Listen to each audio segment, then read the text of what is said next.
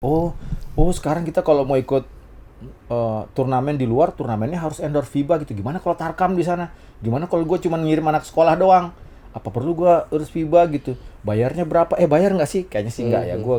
Gue yakin lah Enggak lah kalau Perbasi itu. pasti memudahkan sebenarnya. Urusan-urusan kayak gini tuh sebenarnya bagus. Buat kami tuh bagus.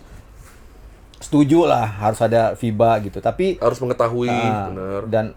dan alangkah baiknya hal-hal seperti ini tuh juga dijelaskan sama Perbasi bahwa tidak mudah, tidak sulit loh untuk ngurus-ngurus kayak gitu. Kami ini karena ini demi pengembangan basket nasional, ayo urus ke kita gitu. Mudah. Setengah hari, 2 jam selesai misalnya gitu. Iya. Bayar nggak usah bayar orang demi basket nasional gitu. Ya, Jadi lancar dan akhirnya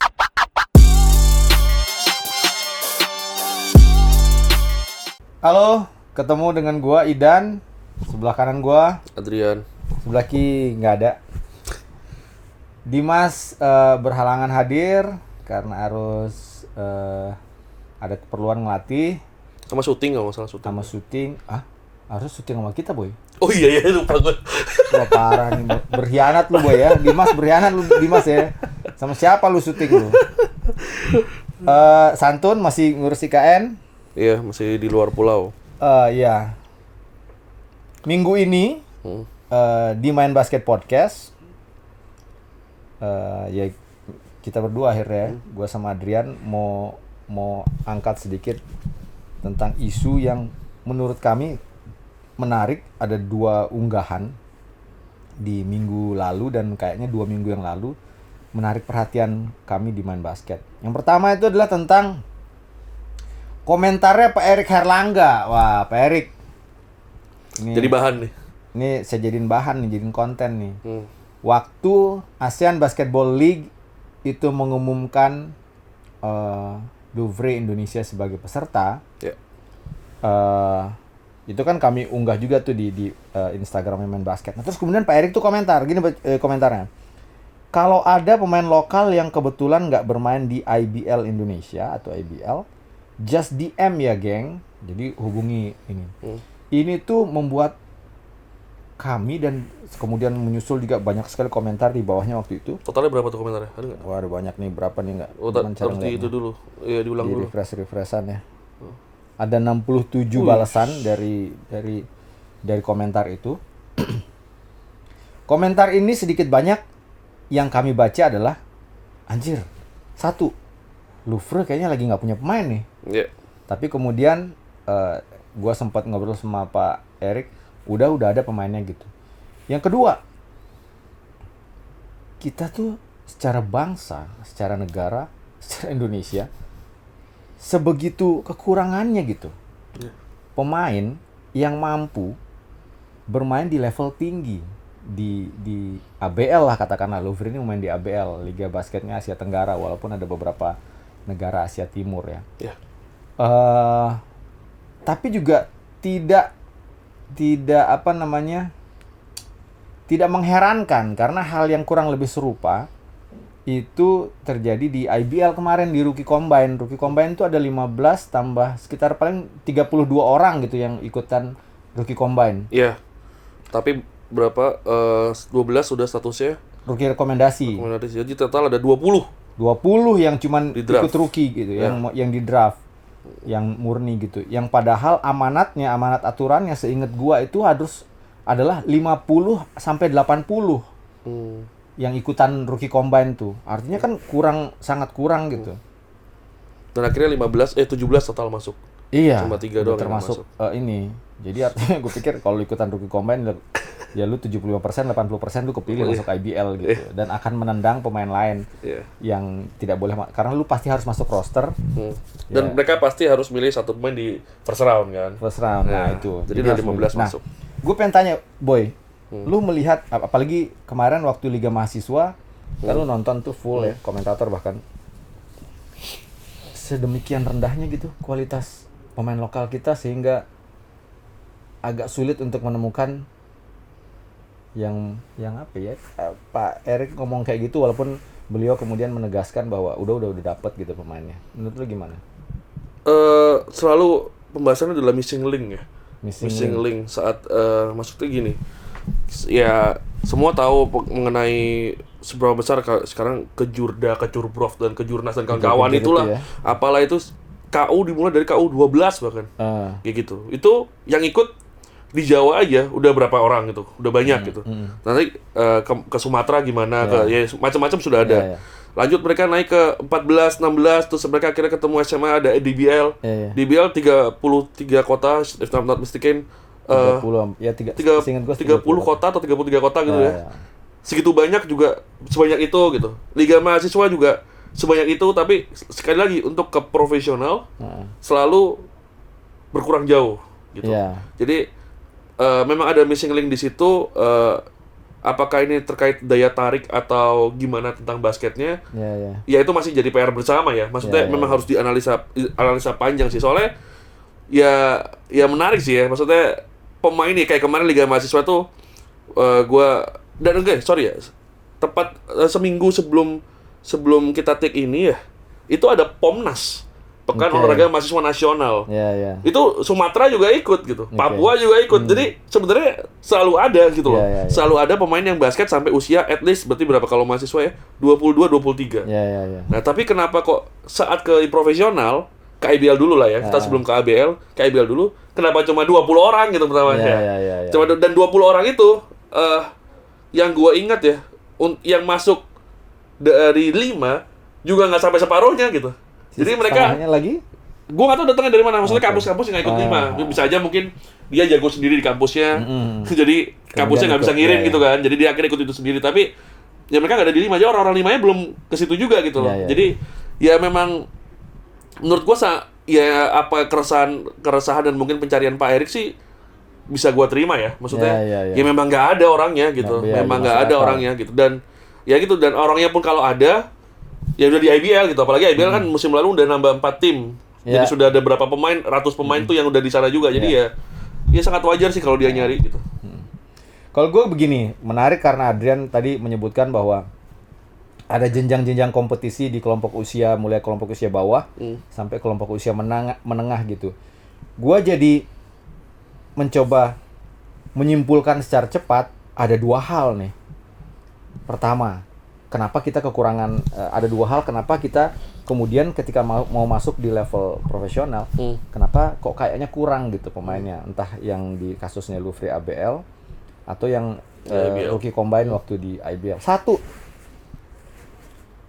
artinya kompetisi yang banyak, bahkan mungkin di sekian banyak pengurus cabang atau pengurus provinsi dari pengurus daerah dan lain-lain dari Perbas itu, kompetisi tidak berkualitas.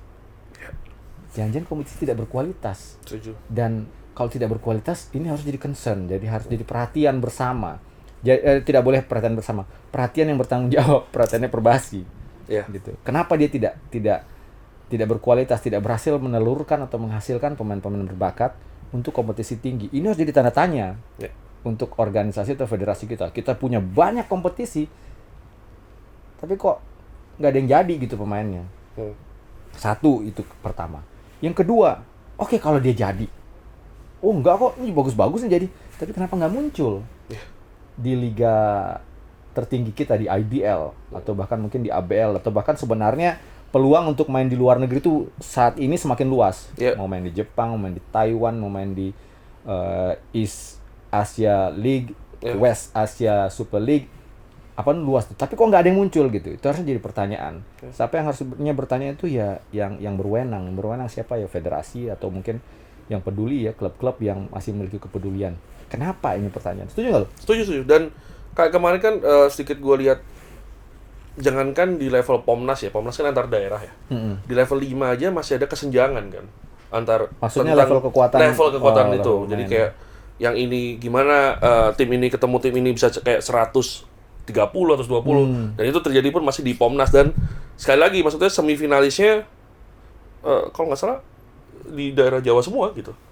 Jadi kalau nggak salah Jabar doang yang enggak ya, atau gue lupa semifinalis satunya siapa, pokoknya ada Jatim, Banten satunya. Jadi Jawa semua, ada Jatim, Banten. Jawa yang lu maksud Jawa Tengah dan Jawa Timur DKI ya. Jakarta dan Jawa Tengah. Itu masuk semua di situ. Di semifinalnya ya mereka lagi gitu. Wilayah-wilayah yang memang ya bisa dibilang orang-orang ngomongnya udah tradisinya basketnya udah bagus gitu. Ya kenapa ini bisa bagus, kenapa yang lain enggak? Gitu. Pertanyaan kan itu kan. Itu balik lagi maksudnya apa ngomongnya gitu ya? Ya pemerataan knowledge-nya seperti apa? Itu yang ya itu yang memang harus dilakukan kan gitu. Ya kayak ya Amerika, kayak kita berkaca ke Amerika, kejauhan is fine. Kita harus lihat sejauh itu kan. Iyalah. Amerika gitu. Kan disebut kota basket ya apa? Ya Seattle, New York gitu kan. Semua kota ngaku kota basket kalau di Amerika.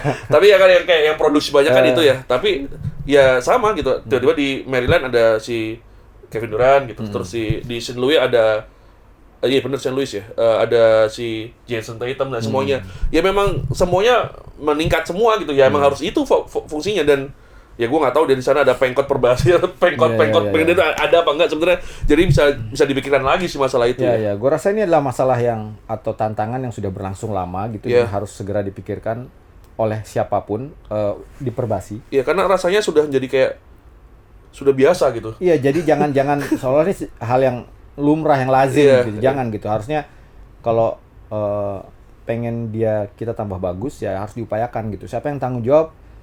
Sekali lagi, kalau kata teman gua si Zen bilang, kalau kita ini adalah tanggung jawab bersama, artinya tidak ada yang bertanggung jawab. Ini adalah tanggung jawabnya federasi menurut kami gitu. Bagaimana nih caranya memeratakan kemampuan orang-orang Indonesia dari Aceh, kalau dari lihat depan dari Aceh sampai Papua gitu. Gimana nih supaya semua kemampuan bermain basketnya bagus, oke gitu. Dan ketika mereka masuk di usia matang, katakanlah 18, 20 tahun, udah siap gitu. Banjir talenta untuk main di IBL, di ABL dan lain-lain. Oh ya, ada satu pemain kita di IBL katanya udah dapat offering penawaran lagi dari salah satu liga di luar. Adalah nanti mungkin udah ke dia. Semoga lancar juga ya. Semoga lancar ya, walaupun kami tahu upayanya akan sulit. Karena di liga kita nih hashtag liga kita atau IBL. That's a good hashtag. We like it. IBL tidak boleh bermain di dua liga pada waktu musim yang sama gitu. Jadi buat gua pribadi itu aturan yang bagus. Itu menurut gua ya. Menarik sih masalah pemerataan itu ya. Ini nanti maksudnya gini, kalau nanti sudah oke semua nih, at least nggak usah lah maksudnya kita bisa dibilang muluk sampai misalnya mungkin ya, tapi tetap harus muluk ya, Aceh sampai Papua gitu. Mungkin bisa 70%-nya dulu sama bagusnya. Nanti apa yang diinginkan oleh Mas Santun dulu, bahwa untuk masuk IBL tuh seleksi alam gitu. Lu nggak lebih jago dari gue, lu nggak bisa masuk gitu. Kayak sekarang kan, ya nggak juga gitu. Kayak bahkan, ya berapa banyak dari kita yang sangat yakin bahwa beberapa pemain Tarkam di luar sana mungkin lebih jago dan layak sangat sekali masuk di sana gitu. Seperti ya, salah satu yang pernah jadi bintang tamu kita juga ya, Bapak Sam. Bapak sama Albadi kan gitu. Semua kayak head off kalau dia adalah salah satu pemain terbaik gitu, tapi sayangnya belum pernah ke liga gitu ya. Jadi jangan sampai itu muncul gitu, karena apa ya, di level kita berkaca keluar ya, Tarkam paling ngetop apa sih, Drulik ya. Drulik ya. Serikat, di Amerika banyak gitu. kalau di Amerika mah ya. Ya, terus kalau di luar tuh mungkin ada Kwai ya, di Prancis gitu. Tapi when they met NBA player, itu different level gitu. Jauh banget. Jadi pemain paling jago mereka siapa, Frank Nitti itu, kalau ketemu DeMar DeRozan ya udah bukan apa, bahkan Montrezl Harrell aja di Drulik kayak udah kayak LeBron gitu loh. Jadi emang harus segitu gitu pemain pro kita. Jangan sampai jaraknya terlalu dekat. Jangan sampai tim pro kita ada yang kalah sama anak SMA. Oke. Setuju. Dan itu kejadian. Itu yang pertama ya dalam topik kali ini. Ada satu lagi nih. Seminggu yang lalu tuh juga ada kejadian lucu nih di Instagram. Si Perbasi mengunggah sesuatu, tulisannya participating international tournament subzone confirming the event indoors approved by FIBA Regional Office Asia. Info nggak tahu nih apa gitu. Kita ini nggak ada konteks. Kita ini mau bahas dari mana dulu bingung. Tiba-tiba muncul gitu. Hah, ini apaan gitu? Ada captionnya apa captionnya? Captionnya tuh, klub yang akan mengikuti kejuaraan di luar negeri harus tahu apa saja yang harus dilakukan. Selain persiapkan tim sebaik mungkin, ada beberapa persyaratan yang harus dipenuhi. Ini apa gitu? Ini satu hal yang menarik nih, gue kasih tahu bocorannya ya. Waktu gue lihat itu, gue kirim ke Kang Idan. Gue pakai hashtag ketawa doang. Ya apaan sih gitu ya. Dari Kang Idan nih sebagai orang seni banget, yang dilihat logonya kepotong. Gue potong, langsung gue komentar.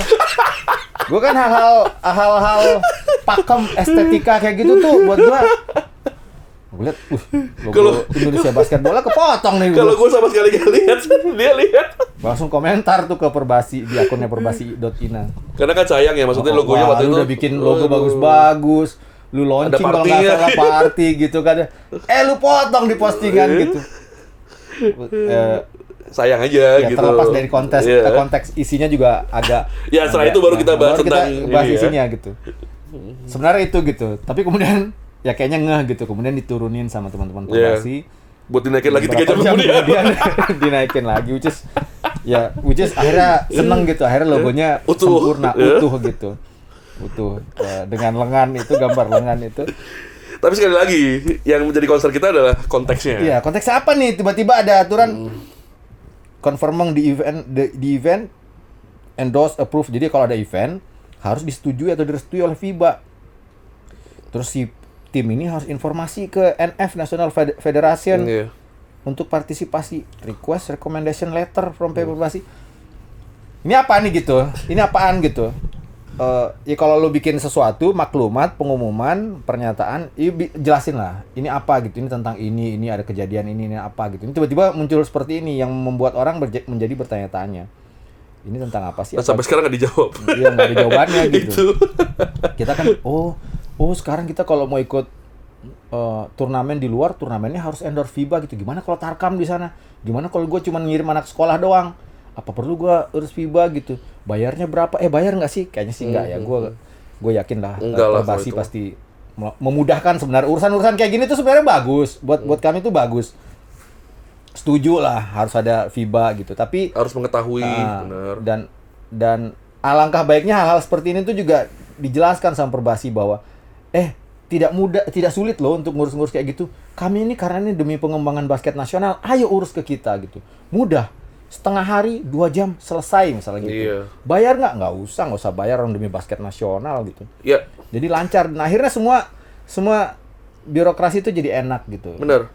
Gua rasa kenapa orang-orang ini banyak yang komentar, wah macam-macam gitu karena lebih ke trauma birokrasi di Indonesia gitu ya. Iya, benar. Sedikit-sedikit kalau mau bikin surat izin M ini lebih cepat daripada huruf 8 gitu, angka 8.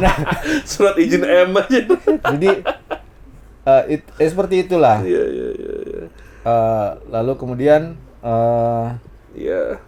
Itu sih menurut gua ini lucu nih, unggahan yang ini tuh buat kita lucu gitu. Ini apa sih gitu. Iya, ini mau kemana gitu kan. Jadi akhirnya publik kan berspekulasi gitu loh jatuhnya. Jadi ya kebayang nggak misalnya akun main basket ini tiba-tiba posting apa gitu tanpa hal yang penting. Kalo ini penting buat kalian gitu. Iya, kalau di Twitter sih sering atau gitu kan ya, kita tiba-tiba ngomongin naon apa gitu ya jelas gitu. Ya. Tapi kalau Twitter kan memang maksudnya apa ya, dari situ obrolan terbentuk kan. Ya maksudnya IG juga ya terbentuk, tapi IG itu unggahan pertama kita harusnya ada hal yang bisa orang mengerti gitu. Sebaiknya. Apalagi this is a national federation gitu loh. Gitu. Jadi kan federasi nasional. Dan harusnya semua pembasket tuh follow mereka kan gitu. Jadi harusnya. Nonton. Dan harusnya kan rakyat Indonesia follow mereka juga. Dan kenapa kok pengumumannya pakai bahasa Inggris? Waduh, itu tuh. Ini buat siapa sebenarnya gitu loh. Oke, kan bingung juga. Kalau ini gue rada serius nih, gue nih agak sensitif. Karena kita tuh bersumpah di 28 Oktober setiap tahun menjunjung tinggi bahasa persatuan bahasa Indonesia. Lu pakailah gitu. Yang pakai bahasa Inggris. Lu gue yakin ya orang Indonesia gitu. Terus followersnya ya orang Indonesia. Terus kenapa kita harus pakai bahasa Inggris gitu? Kenapa kita harus pakai bahasa Inggris? Yang kadang-kadang gue sih yakin ya, kadang-kadang seringkali grammarnya juga nggak benar-benar amat gitu. Jadi udahlah pakai bahasa Indonesia lah. Ayo kita persatuan basket seluruh Indonesia gitu. Toh yang ditujukan sekali lagi ya, yang ditujukan adalah buat tim Indonesia yang mau main keluar, bukan tim keluar yang mau main di sini gitu, bukan tim kita yang mau main ke sana. Terus kita ini apa ya? Gitu maksudnya kan. Jadi bingung juga gitu loh. Dan ya semoga maksudnya dengan ini jadi concern juga, karena menurut gua, seingat gua pun ini bukan kali pertama ya, maksudnya hal-hal kayak gini ini terjadi ya, maksudnya komunikasinya ya, komunikasi publiknya semoga lebih baik lagi gitu. Dan karena apa ya, kita selalu support kok, dan kita selalu yakin tujuannya baik gitu loh, tujuannya baik gitu. Jadi ya emang harusnya ya sebaik mungkin supaya orang tuh baca kalau bisa sekali ya udah ngerti gitu. Iya, jangan sampai kayak komentator bola lah, tujuannya baik tapi apa gitu hasilnya melenceng atau apa kayak gitu. Iya gitu. Ini apa sih gitu tiba-tiba ini karena begini.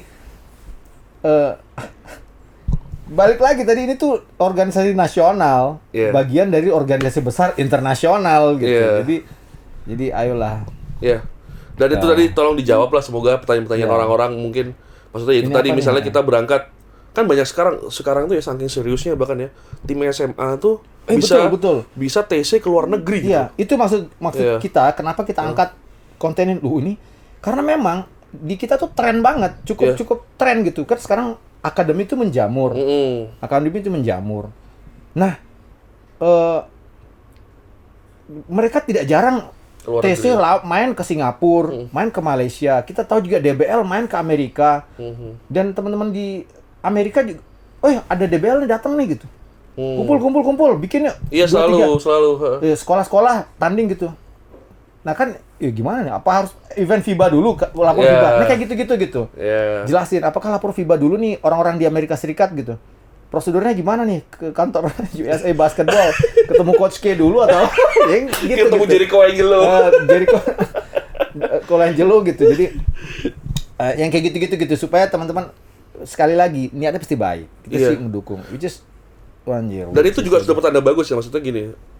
Awareness bahwa mencari level kompetisi lebih tinggi di luar negeri itu semakin tinggi dan orang tuh apa ya sekarang gue juga sebenarnya mikir kadang-kadang duitnya banyak juga ya orang-orang ya, tapi mereka willing untuk menghabiskan itu, untuk mengeluarkan uang itu untuk mendapatkan ya experience dan pelajaran yang lebih baik lagi gitu di luar negeri. Jadi ya jangan sampai mereka kebingungan sendiri juga kalau keluarnya ini harusnya kayak apa sih? Kita boleh nggak sih kayak gini gitu? Emang dan sebenarnya gue seneng nih, kita seneng sama unggahan ini berarti.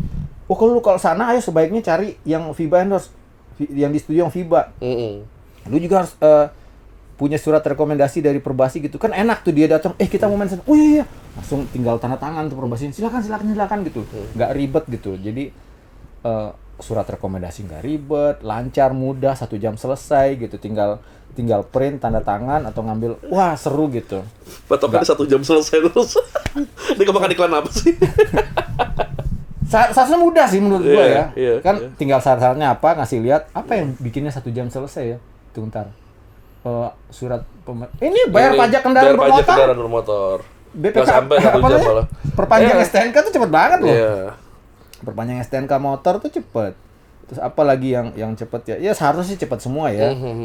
Jadi organisasi kita di negara nih harusnya bisa lebih cepat daripada kasir Indomaret itu udah keren banget. Masuk iklan Indomaret ya. Indomaret atau Alfamart gitu. Kalau semua urusan bisa lebih cepat daripada proses kasir itu amazing. Itu sih paling unggahan kita di Main Basket Podcast kali ini. Iya, edisi lebih ke apa edisi sih? Kepada menarik aja sih. Maksudnya menarik betul. Unggahannya sebenarnya kita juga tidak expect itu muncul. Begitu muncul, sebenarnya ini harus jadi concern nih gitu. Parah soal concernnya kayak pertama tadi adalah yang sudah kita bahas pemain. Sebagaimana ini sebenarnya udah juga pernah kita bahas dulu ya, maksudnya ketersediaan pemain apalagi saat itu kita concern karena nambah 4 tim gitu. Ini pemain dapat dari mana gitu kan.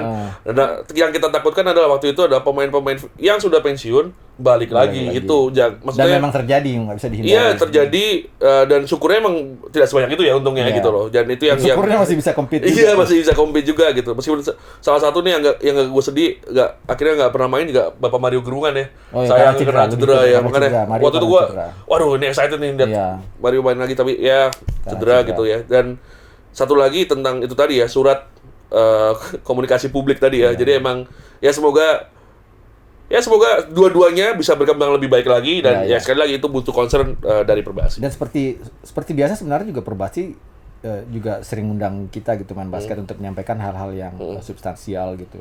Entah itu lewat konferensi pers atau sejenisnya dan kita dengan senang hati membantu menjelaskan apa sih ini yang sedang ingin disampaikan oleh kita ngobrol kok. Jangan dikiranya ntar nggak ngobrol kok. Sama ada satu lagi teman kita Mbak Bondol lah pokoknya. Siapa? Lagi pasti ada lah itu pasti ada lah. Selalu tuh. Gak ada terdepan lah itu. Sip. Oke. Itu edisi kali ini. Kalau ada yang mau nanya silakan kolom komentar. mau komentar sebanyak-banyak mungkin di bawah Hmm. demi kemajuan basket Indonesia tentunya. Iya. Ya. Kalau mau Apa sih ngomongnya? subscribe sebelah Ya, sini. subscribe di sini juga. Kelenteng Di sana. lonceng kalau lu lagi butuh apa. Emang kayak gini dia butuh training tuh. Dimas yang pintar Dimas emang. yang bisa. Dia udah training waktu itu. Ya, skala Sayang dia lagi internasional syuting lah sih waktu ya. itu. Dia saking jagonya ngomong itu ya itu dia diminta sama orang untuk jelasin cara itu. Oke, sampai jumpa di Main Basket Podcast. Thanks.